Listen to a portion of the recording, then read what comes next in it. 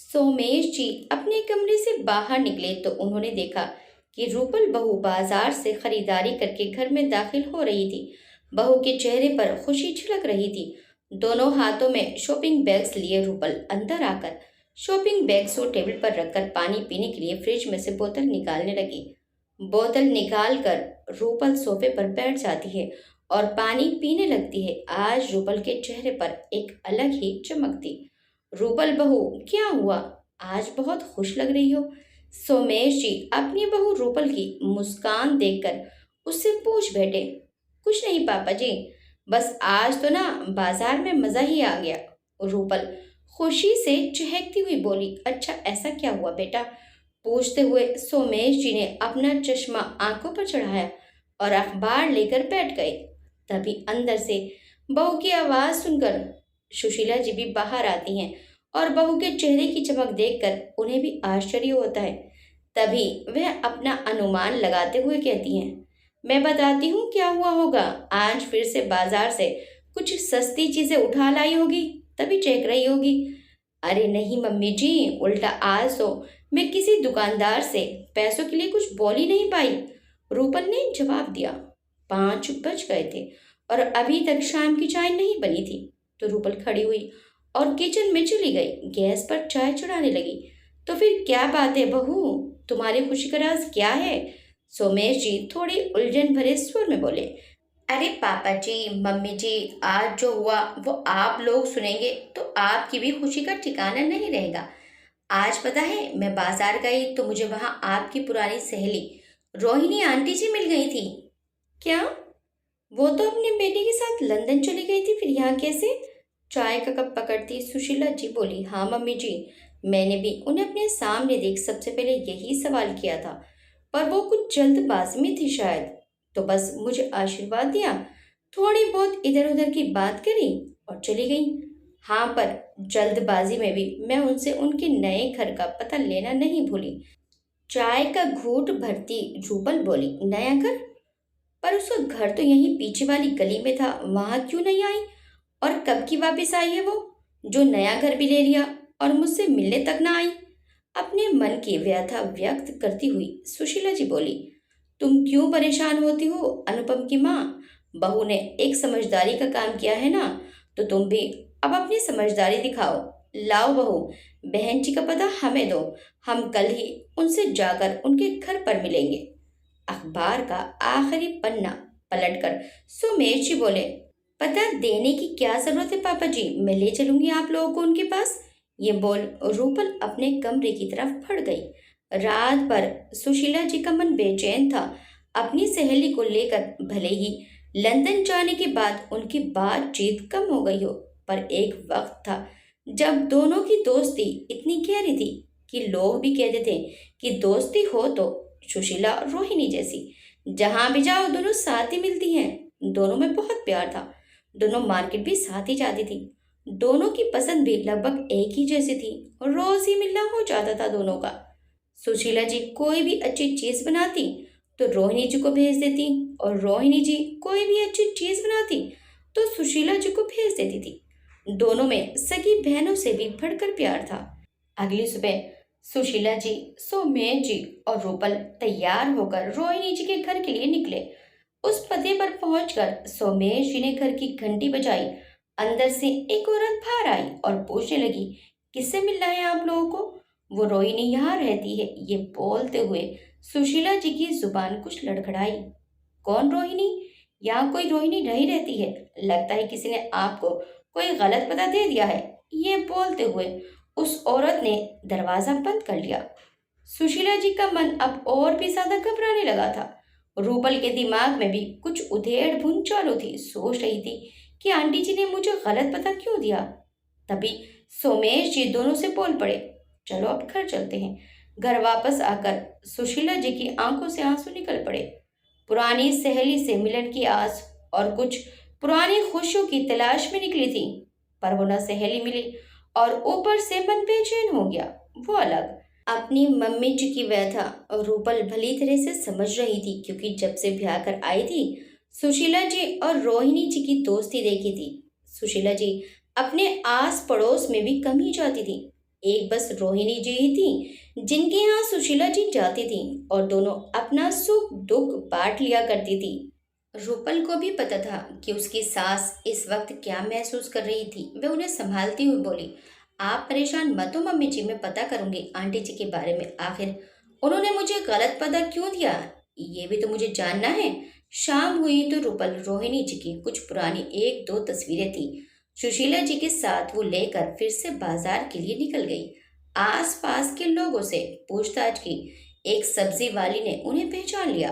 पूछताछ से मालूम पड़ा कि अक्सर वो उसी सब्जी वाले से सब्जी ले जाया करती हैं। रूपल ने उस सब्जी वाली से अपने फोन नंबर का आदान प्रदान किया और उसे बोल कर आई कि जब भी रोहिणी जी आए उसके पास तो वो उन्हें अपने पास रोक कर रखे और उसे फोन कर दे। कहते हैं ना, किस्मत में अगर किसी से मिलना लिखा हो तो चाहे कितना भी रोक ले वो मिलकर ही रहता है। सुशीला जी की किस्मत के तार भी रोहिणी जी से कुछ यूं ही जुड़े हुए थे।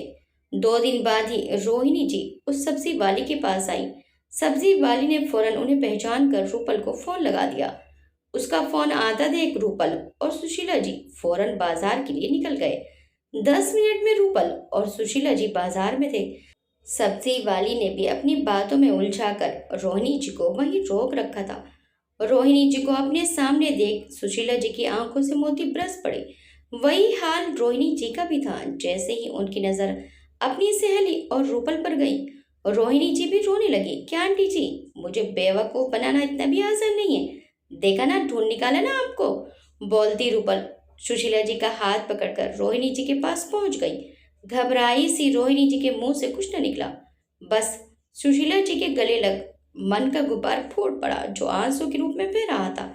जब दोनों काफी देर तक रोती रही तो रूपल ने दोनों से कहा, अरे अब आप दोनों रोती ही रहेंगी या घर भी चलेंगी? चलिए पहले घर चलते हैं, घर चलकर बात करेंगे।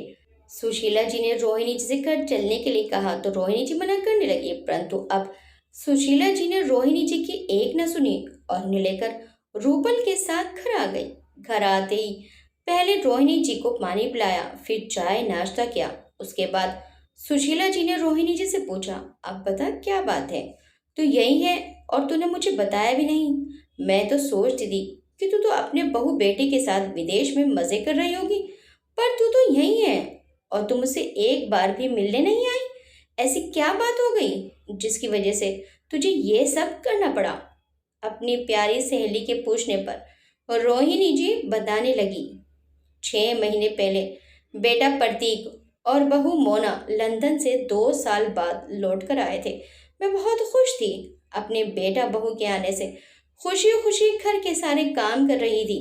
प्रतीक ने कहा कि अब आप हमारे साथ चलिए मम्मी जी, हम आपको अब यहाँ अकेला नहीं छोड़ेंगे।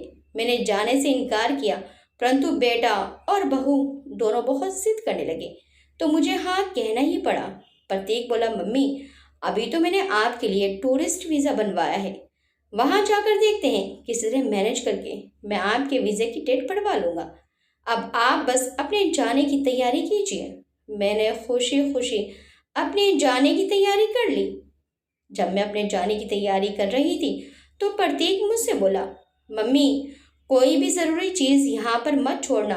घर के जो भी पेपर हैं वे भी आप अपने साथ ले लेना। पीछे घर पर कोई नहीं रहेगा तो यहाँ कुछ भी हो सकता है। अपनी चीज़ अपने पास रहे तो ज़्यादा अच्छा है। ठीक है बेटा, ये कहकर मैंने घर के पेपर और बाकी कीमती सामान भी अपने साथ ही रख लिया। मैं खुशी खुशी बेटा बहू के साथ लंदन चली गई। 2 महीने तक तो बेटा बहू मेरे साथ बिल्कुल ठीक रहे, मुझे कई जगह घुमाने भी ले गए। मुझे सब कुछ बहुत अच्छा लग रहा था। ऐसे बेटा बहू पाकर मैं बहुत खुश थी। मैं अपने आप को बहुत भाग्यशाली समझ रही थी। ऐसे समय में जब बच्चे अपने माँ बाप को अकेले छोड़कर भाग रहे हैं, उस समय में मेरे बच्चे मुझे अपने साथ ले आए थे। ये मेरे लिए बहुत बड़ी बात थी। एक दिन प्रतीक मेरे पास आया और कहने लगा कि माँ आपका वीज़ा आगे बढ़वाना है। आपका वीज़ा टूरिस्ट वीज़ा है। मैं कोशिश करके आपका वीज़ा 2 साल का कराना चाह रहा हूँ, उसके बाद फिर आगे बढ़वा लेंगे। लेकिन मेरे पास इतने पैसे नहीं हैं, बहुत पैसे लगेंगे। समझ नहीं आ रहा है कि क्या करूँ।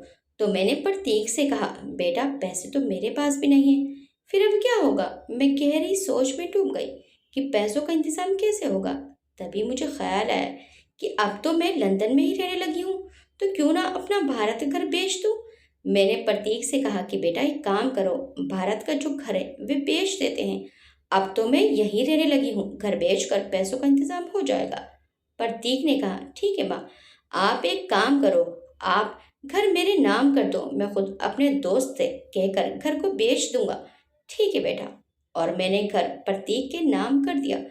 प्रतीक ने एक हफ्ते के अंदर अंदर अपने दोस्त के साथ मिलकर वे घर बेच दिया। घर की चाबी भी प्रतीक के दोस्त के पास ही थी, इसलिए उसे घर बेचने में कोई दिक्कत नहीं आई। प्रॉपर्टी डीलर के साथ मिलकर उसने सारे काम को अंजाम दे दिया था। घर के पेपर उसने कोरियर से भेज दिए थे और घर बेचकर जो पैसे मिले थे वे अकाउंट में आ गए थे। मेरा वीज़ा ख़त्म होने में 2 दिन बचे थे, तो प्रतीक मेरे पास आया और कहने लगा कि माँ, मैंने सब तरह से कोशिश कर ली, पर आपका वीज़ा आगे नहीं बढ़ पाया। आपको भारत वापस जाना पड़ेगा। आप चिंता मत कीजिए, कोई ना कोई जुगाड़ होते ही मैं आपको फिर से बुला लूंगा। प्रतीक की बात सुनकर मेरे पैरों तले जमीन खिसक गई। भारत, अब मैं कहाँ जाऊंगी? वो घर तो बिक चुका है, अब मैं कहाँ रहूंगी? मैंने घबराकर प्रतीक से कहा बेटा ये तो क्या कह रहा है, अब मैं वहां कैसे जा सकती हूँ? मैं वहां जाकर कहाँ रहूंगी? तो प्रतीक ने बड़े आराम से कह दिया कि मम्मी, आप वहां किसी रिश्तेदार के घर पर रह लेना, सब इंतजाम हो जाएगा, तो मैं आपको वापस बुला लूंगा। मैं अवाक से होकर अपने बेटे के मुंह को देख रही थी। तभी बहू बोली, मम्मी जी ये ठीक कह रहे हैं, आपको अब वापस जाना ही पड़ेगा। अगर आप वापस नहीं गई तो यहाँ की पुलिस आपको जेल में डाल देगी, फिर आपकी जमानत कराना बहुत मुश्किल हो जाएगा हमारे लिए। हो सकता है इस कंट्री में इलीगल रहने के लिए आपको कई साल की जेल भी हो जाए। तो बेहतर होगा आप अपने जाने की तैयारी कर लीजिए, और अगर आपको वापस नहीं जाना है तो जेल में जाने के लिए तैयार रहिए। ये कहकर दोनों बेटा बहू मुझे अकेला छोड़कर बाहर घूमने के लिए चले गए। मैं स्तब्ध हो गई थी। मेरे बेटे और बहू ने मुझे छल लिया था। इस बात का मुझे गहरा सदमा पहुंचा। मुझे अपने कानों पर यकीन नहीं हो रहा था कि मेरे बेटे बहू ने मुझसे ऐसी बात की है। मैं तो बहुत खुश थी, परंतु मेरी सारी खुशी एक पल में मातम में बदल गई थी। मैं वहीं फर्श पर बैठ गई और अपना सर पकड़कर घंटों तक रोती रही। मुझे समझ में नहीं आ रहा था कि मैं अब क्या करूं। मेरे खुद के बेटे ने मुझसे सब कुछ लेकर मुझे बर्बाद कर दिया था, यहाँ तक कि मेरे सर की छत भी छीन ली थी। मैंने वहां से अपना सभी सामान समेटा और आने की तैयारी कर ली। 2 दिन बाद मैं भारत वापस आ गई। मैं भारत वापस तो आ गई थी, लेकिन मेरे पास रहने के लिए अब कोई ठिकाना नहीं था। मैं अपना सामान लेकर एयरपोर्ट पर ही घंटों बैठी रही। मुझे ऐसे बेड देखकर एक सज्जन व्यक्ति ने पूछा, बहन जी आप यहाँ क्यों बैठी हैं? मैं सुबह से आपको देख रहा हूँ कि आप अपना सामान लेकर यहीं बैठी हैं। तो मैंने उन्हें अपनी सारी व्यथा बताई। उन्होंने मुझे उस जगह के बारे में पूछा जहाँ मैं रहती थी। मुझे मेरे एरिया के एक वृद्ध आश्रम के बारे में जानकारी दी और मुझसे कहा, बहन जी आप इस वृद्ध आश्रम में चली जाइए। यह आश्रम उस इलाके में ही है जहाँ पर आप रहती थी। किसी और एरिया में जाकर रहना आपके लिए आसान नहीं होगा। उस एरिया को आप अच्छी तरह से जानती हो, तो आप फिलहाल उस वृद्ध आश्रम में चली जाइए। वहां जाकर आप अपने आगे के बारे में सोचना कि आपको आगे क्या करना है। मुझे उन सज्जन व्यक्ति की बात सही लगी और उन्होंने मुझे टैक्सी करवा दी और मैं उस वृद्ध आश्रम में आ गई। मैं किसी रिश्तेदार के यहाँ जाकर उपहास का पात्र नहीं बनना चाहती थी। 2 महीने से मैं उसी वृद्ध आश्रम में रह रही थी। वृद्ध आश्रम में रहते हुए ही मैंने किसी के घर खाना बनाने की नौकरी कर ली। यह कहकर रोहिणी जी रोने लगी तो सुशीला जी ने उन्हें चुप किया। रोहिणी जी आगे बताने लगी, जिनके घर में मैं नौकरी करती हूँ उन्हीं के घर की सब्जी लेने में मार्केट में आ जाया करती थी। तभी रूपल बहू की मुझसे मुलाकात हुई, परंतु मुझे बहू को कुछ भी बताते हुए शर्म आ रही थी, इसलिए मैंने बहू को कुछ नहीं बताया और किसी और के घर का पता बहू को दे दिया। परंतु रूपल बहू तो बहुत समझदार है, उसने मेरा पता निकाल ही लिया। ये कहकर रोहिणी जी रूपल को देखकर मुस्कुराने लगी। अभी मुझे वहां काम करने के पैसे नहीं मिले हैं। पैसे मिलते ही मैं अपना किराए पर एक कमरा ले लूंगी और वृद्ध आश्रम छोड़ दूंगी। अब सुशीला जी और रूपल को सारी बात मालूम पड़ी कि कैसे रोहिणी जी के बेटे ने उन्हें लंदन में रहने के बहाने अपने झांसे में लिया। जैसे ही उसने रोहिणी का घर अपने नाम पर करवाया, वैसे ही उसे बहला फुसला कर वापस अपने देश भेज दिया। पिछले 2 महीने से वो एक वृद्ध आश्रम में अपना जीवन काट रही हैं। रोहिणी जी की बात सुन सुशीला जी और रूपल दोनों ही दंग रह गए थे। तभी रूपल बोल पड़ी, तो आप हमारे पास क्यों नहीं आई आंटी जी? बेटा, जिसका बेटा अपना नहीं हुआ वो किसी और पर बोझ कैसे बनती? ये बोल रोहिणी जी फिर से पपक पड़ी। बस अब जो होना था हो गया। अब तुम हमारे साथ हमारे घर में रहोगी। सुशीला जी बड़े प्यार से बोली। मैं यहाँ कैसे रह सकती हूँ? उदास होकर रोहिणी जी बोली। क्यों नहीं रह सकती? ऊपर का कमरा खाली पड़ा है, उसमें कोई नहीं रहता। आज से वह कमरा तेरा ही है। रोहिणी जी कहने लगी कि मैं तुम लोगों पर बोझ नहीं बनना चाहती। तभी रूपल भी बोल पड़ी। आंटी जी, जब आप इस उम्र में भी काम कर सकती हैं तो मैं इतनी पढ़ी लिखी हूँ, तो मैं क्यों नहीं कर सकती? आपको देखकर मुझे एक बात आज समझ में आ गई है कि हर लड़की को आत्मनिर्भर होना चाहिए। आंटी जी, आप वहाँ का पूरा काम कर लीजिए जहाँ आप काम कर रहे हैं। उसके बाद आप यहीं घर पर ही खाना बनाइएगा और पैसे मैं आपको अपनी सैलरी में से दे दूंगी। तब तो आपको नहीं लगेगा ना कि आप हम पर बोझ हैं। अरे वो आपकी अपनी मेहनत के पैसे होंगे, उनको आप चाहे जैसे खर्च कर सकती हैं। आपके यहाँ रहने से मैं भी निश्चित हो जाऊंगी और आराम से अपनी नौकरी कर पाऊंगी। रूपाली की बात सुनकर सास सुशीला जी कहती हैं, बहू सही कह रही है। अगर तुझे काम ही करना है तो बस अपने ही घर में करना है। आज से यही तेरा घर है। हम दोनों मिलकर घर संभालेंगे और रूपल काम करेगी। रोहिणी जी की आंखों में आंसू आ जाते हैं। वह अपनी सहेली के गले मिलती हैं। रोहिणी जी के मन में बहुत से मिश्रित भाव थे। आज सही मायनों में उनके अपने वतन, अपने लोगों के बीच वापसी हुई थी। पुरानी दोस्ती में जिन खुशियों की तलाश थी सुशीला जी और रोहिणी जी को, वो खुशी आज दोनों महसूस कर रही थी। सोमेश जी रोहिणी जी के साथ जाते हैं और वृद्ध आश्रम में से उनका सामान लेकर घर आ जाते हैं और ऊपर के कमरे में उनका सामान रख देते हैं। रोहिणी जी अपना सामान उस कमरे में लगा लेती हैं। रोहिणी जी जिस घर में खाना बनाने का काम कर रही थी, वहां उनके काम के 5 दिन अभी बाकी थे। 5 दिन बाद उनको वहां से पेमेंट मिल जाती है और वह कुछ पैसे रोहिणी जी के हाथ पर रखकर कहती हैं, सुशीला मना मत करना, ये मेरे स्वाभिमान की बात है। सुशीला जी उन पैसों में से थोड़े से पैसे उठाती हैं और बाकी पैसे रोहिणी जी के हाथ में रखकर कहती हैं, अगर ये तेरे स्वाभिमान की बात है तो बस मुझे इतने ही काफी हैं।